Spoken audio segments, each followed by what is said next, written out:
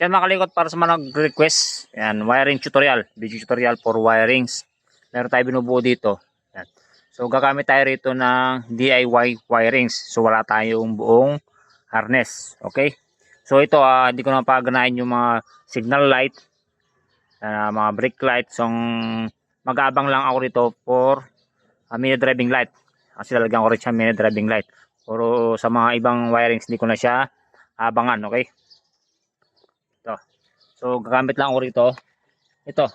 So DC operated, battery operated na motor. So dalawang wire lang gamitin ko papunta sa susian. Ito. Which is itong red tsaka itong black. So ang available ko lang is itong red. Then ito yung gagawin kong accessories wire. Yan. Itong blue na mayroong lining na white. Wala ko ibang mahanap na kulay ng wire.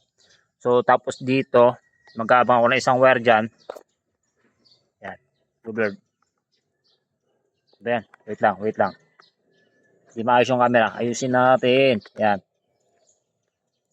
So ito yung susian natin . Dalawang wire lang yan kasi nga DC operated. So itong red, itong magiging live wire o positive line papunta sa ating regulator at saka battery. Positive na ating battery. So ito yung accessories, itong black. So yan. Lagyan ko siya ng wire na black na, blue na mayroong line na white. Yan lang kasi available ko . Tapos ito mag-aabang ako dito para sa aking sa mini driving light at sa push button starter. Okay. So dalawang wire lang yan. So unahin natin dito sa may red wire. Ayan. So natin. Kukunik natin to sa may regulator rectifier. Ayan. Kita ba? So ito. Full wave Full wave regulator rectifier. Ayan.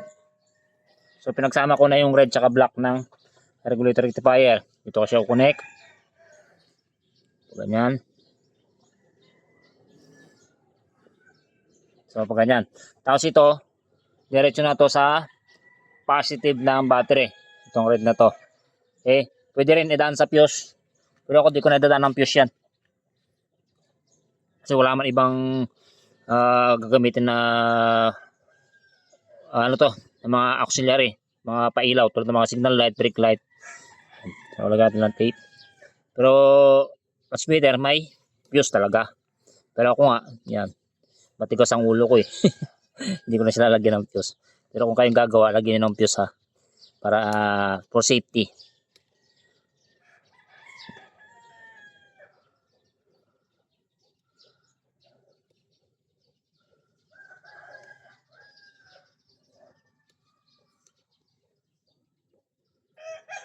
So yan, nakunik natin yung red. Okay. Then next natin itong na yung camera bumababa. Itong green ng ating regulator, sasama natin dito sa may yung green. Yan. Green na mayroong lining na white, minsan green ito papunta sa stator. Ground ito, ground. Yung green. Tapos maglalagay ako ng green wire. Wait lang. Sa may stripper.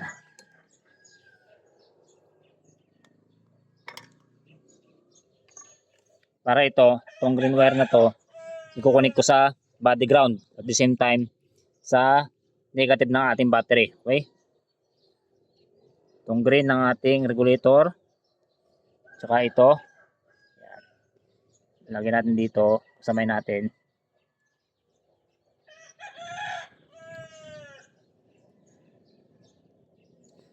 So lahat ng negative wire ay connected into body ground. Dahil nagsusupply sa body ground is negative. Okay? Negative. Connection from negative ng battery.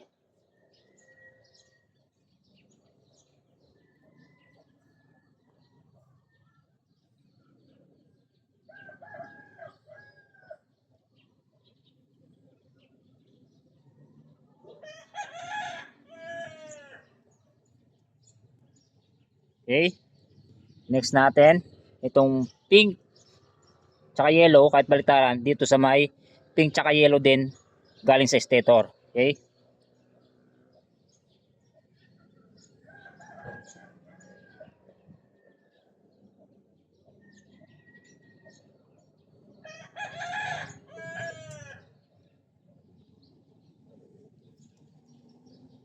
Uulan pa yata.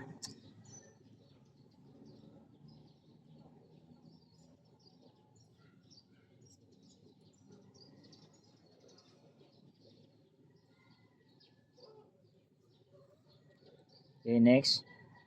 Yellow.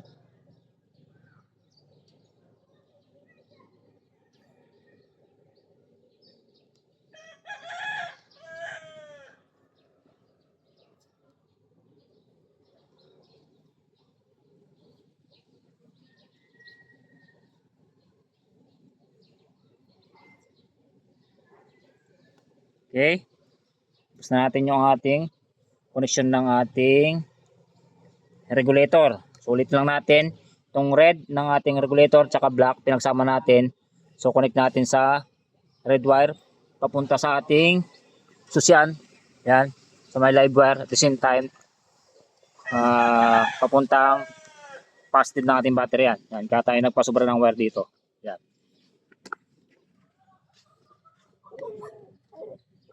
Ayos lang natin camera, nalalaglag.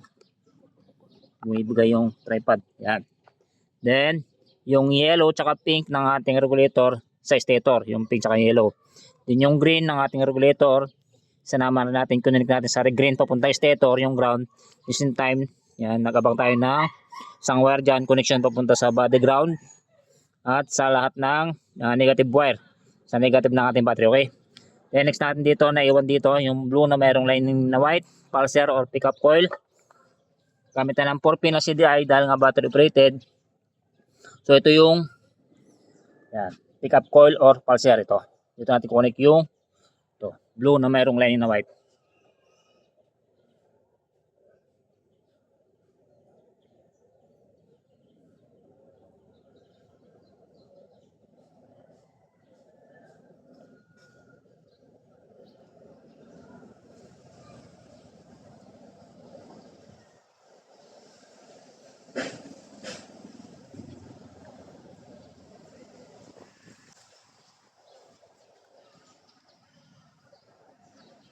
Okay, next natin yung ground ng ating CDI or yung negative ng ating CDI. Dito yung green. Yan. Kaya tayo naglagay ng abang dyan. Diyan natin i-connect ito. Yan, pag ganyan. Itong green wire natin.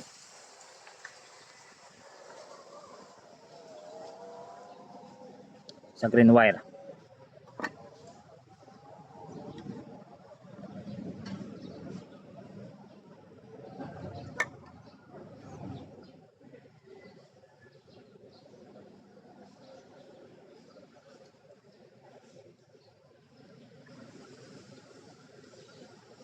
Naku, yun lang. Pasensya na mga kalikot.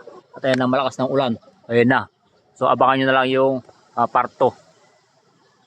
Tsaka yung part 3. Tsaka yung final video, okay?